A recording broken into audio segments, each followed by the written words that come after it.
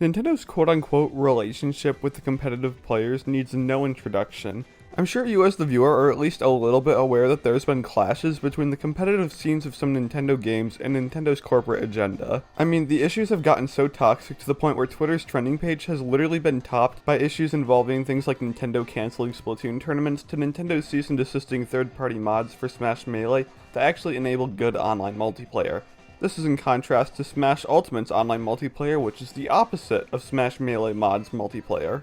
It bad. In the present day of 2021, almost 2022, Nintendo seems to be willing to put all of this behind them and continue to try to turn their more competitive games into esports. However, because this is Nintendo, we run into some issues here. Issues that, quite honestly, I'm not too versed in myself as more of a casual player. I mean, you're seeing the gameplay right now. Do you really think this gameplay is going to any Splatoon tournaments anytime soon? So I've asked ProChara to help me out on some of the aspects of what Nintendo needs to do to make Splatoon 3 a better esport than Splatoon 2. So some things that come to my mind when esports are brought up are things like accessibility, rewards, and overall environment created by the game's creator. Also, just to get this out of the way, I'm not going to be comparing Smash's pro scene to Splatoon's. I'm going to be talking about what Splatoon 2 does that needs to be done better or is already doing well. When it comes to accessibility, tournaments need to be a pretty easy thing to enter, which for the most part they are. Nintendo gives ample notifications, they go as far to make updates in the Switch's news section for everyone to see, and for the most part getting into a tournament is easy.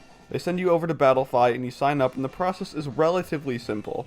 But where accessibility becomes an issue is for players that want to dip their toe into the pro scene, who maybe don't have as much experience as the pros. Though there are some grassroots organized events made just for people who don't have, like, X rank, these events are few and far between. And Nintendo doesn't exactly do anything for the players who want to get into competitive either. Starting out in competitive Splatoon is kind of like being one drop of water getting thrown into a lake, and finding out just how many people can absolutely smoke you in ways you've never even thought of. Which can be super discouraging things to players who actually do have the potential to start small and maybe in a few years down the line find themselves in a big Nintendo hosted tournament. I think the way Nintendo could go about making this a better place for newcomers to tournaments is just to kind of copy what Mario Kart does and give people the ability to create their own tournaments. I mean, it's a pretty simple answer to the problem, but it solves the issue fine. It gives some rising stars in the multiplayer scene the place they need to start off in the competitive community. Alright.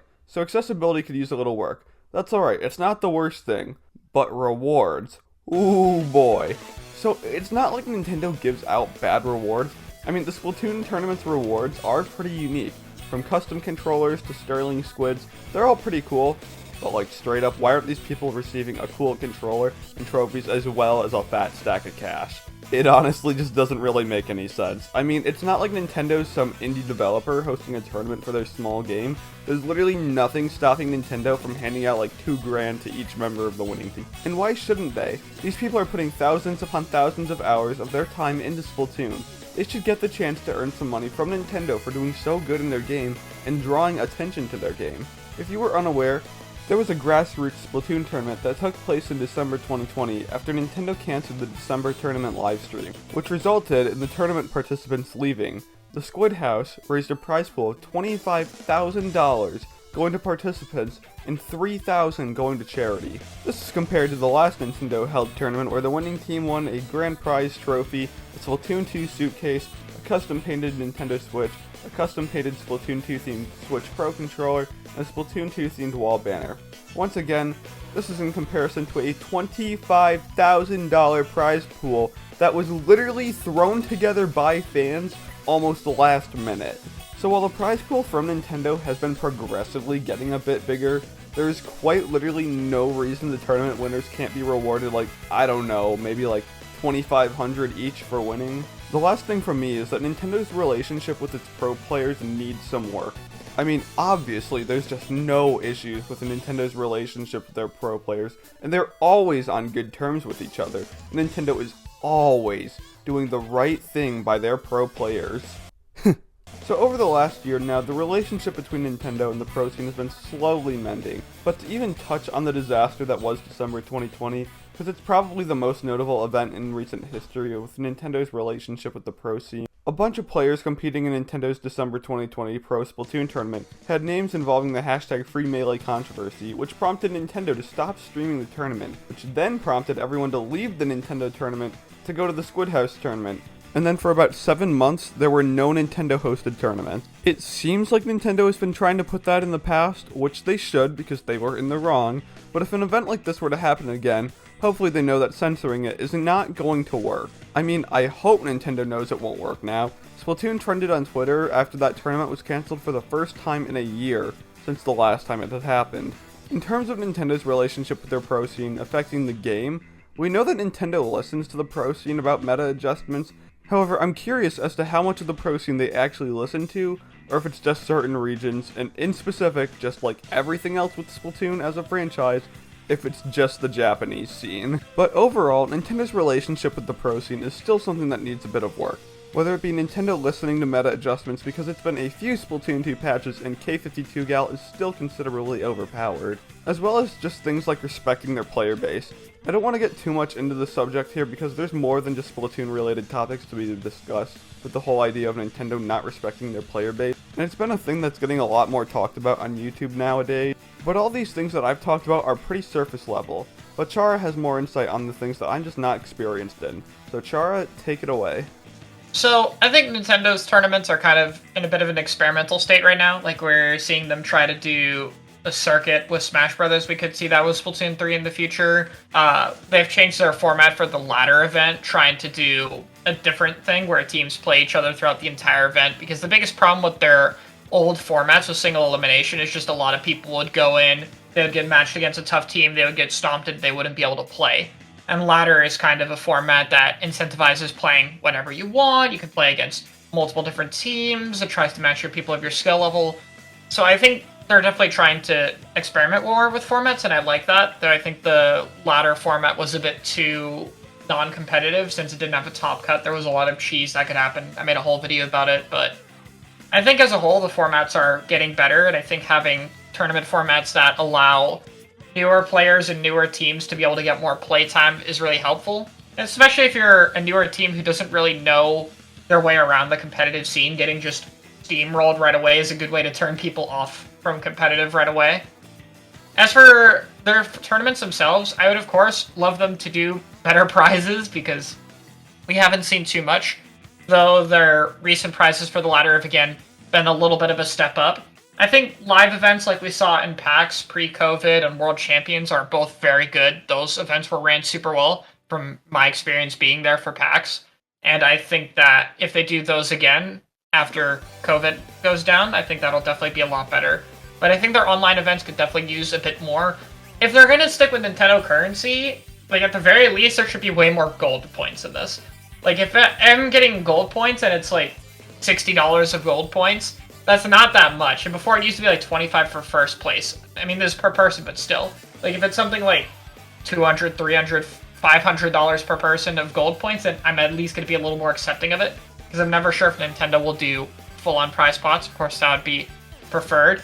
But I do think their prizes are getting better. I kind of think we're seeing a little bit of positive progress in terms of Nintendo's tournaments, but it's just very, very slowly. And I'm worried that they're not going to catch up in time with Splatoon 3. Because I would still like things to be a little bit better prize pot-wise, a little bit better format-wise.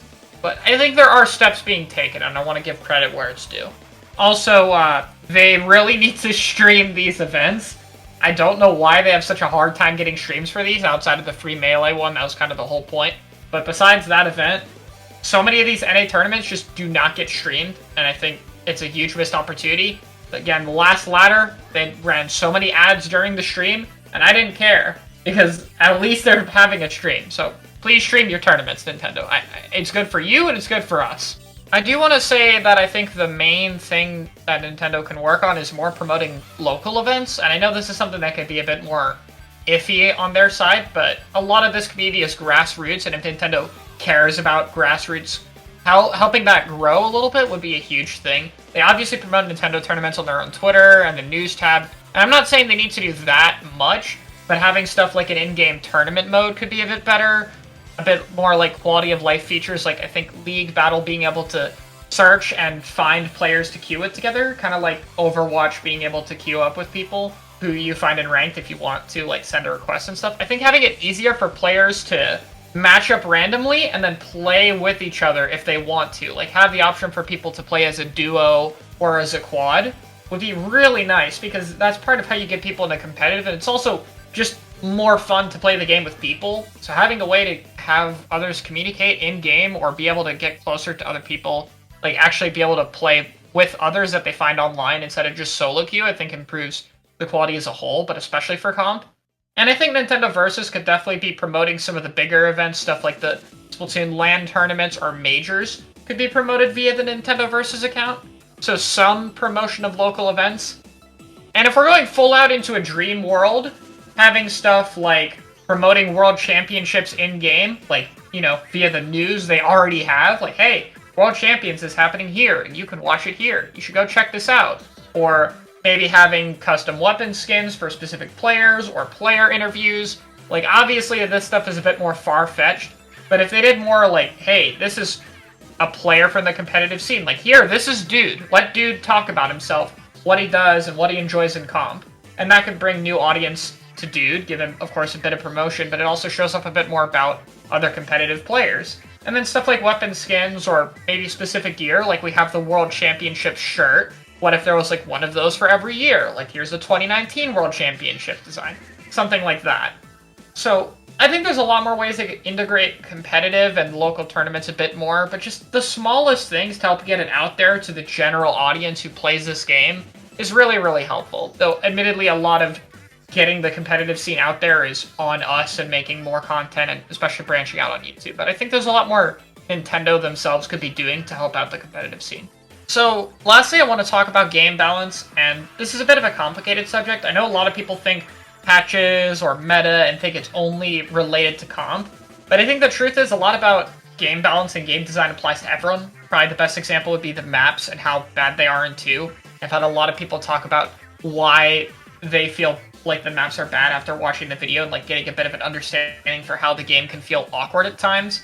Like, how balanced something is can really affect everyone. And I think probably the best example is the specials. Like, how many specials in this game are based on displacing people. Like, there's Booyah Bomb. You throw it at them and they have to move. You throw Inkstorm at someone and they have to move. You launch missiles at them and they have to move. There's so many specials that are very much free displacement. And regardless of if you're competitive or not, that doesn't really feel good to play against. I feel like one of Splatoon 2's biggest flaws in their balance is just kind of interactivity. Like, if you go and you fight someone, you want you to be able to interact with them, but you also want them to be able to interact with you. You want there to be kind of options on both sides. And what that allows is when fights happen and both sides can do a lot of things, it means that you're able to learn and be able to pick up on more mistakes. Whereas if you play a blaster into an armor user and you direct them and then they simply kill you because your direct doesn't do anything, there's not a lot of interactivity. And I think blaster versus armor is probably one of the best examples. Why does range blaster feel so bad to use? Well, because range blaster can't jump, it can't move, it has to stand still, it has bad ink efficiency, you have to hit your shot for the direct, it's slow, blah blah blah blah blah. It has all these issues. So, okay, that's fine. The counterplay is just as complex, right? No, the counterplay is someone on your team at some position in the map, it doesn't matter where, presses the right stick button, and then they can direct you and hit you with an up-close indirect, and you'll live and you'll be able to shoot them. The counterplay and the play you have to do to make it is nowhere near even whatsoever. And I think this is something that makes the game feel a lot worse. Obviously, these specials can have their own ups and downsides, and that's a specific example, but that's part of what I care about. A lot of people don't like 52, because a lot of weapons can't interact with Splash Wall or interact with Booyah Bomb. Like, if you play a Charger, you can't really break Booyah, or if you play a Blaster, you can't really play Booyah. Stuff like that. And so, it's these kind of feelings that can make things feel bad to play against. Not every meta is bad. I know a lot of people see meta and immediately think negative, but there are good things about that too.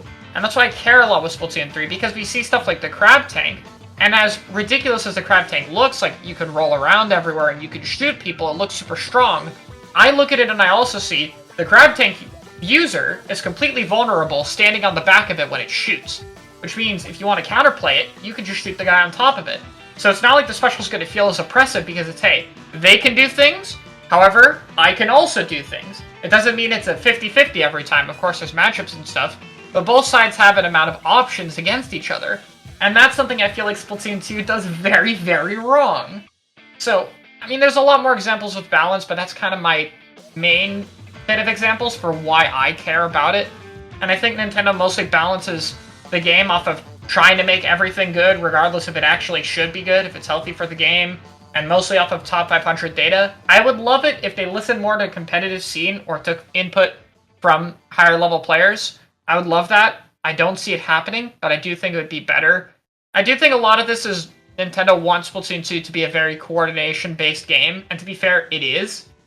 So if they have this direction for Splatoon, even if a game balance decision would make sense for making the game feel better, it might go against what the devs actually want Splatoon to be. So there's a lot of more intricacies that come into balance, but the main thing I want to get at is, you know, game balance is not just for competitive players. Like, how things feel and how they interact is for everyone. And I guess the final thing I want to talk about is game balance can also make the game feel really fresh. And a good example of that is stuff like Junior's larger ink tank, Splash losing RNG when it jumps, or Swiffer being able to charge full speed in the air.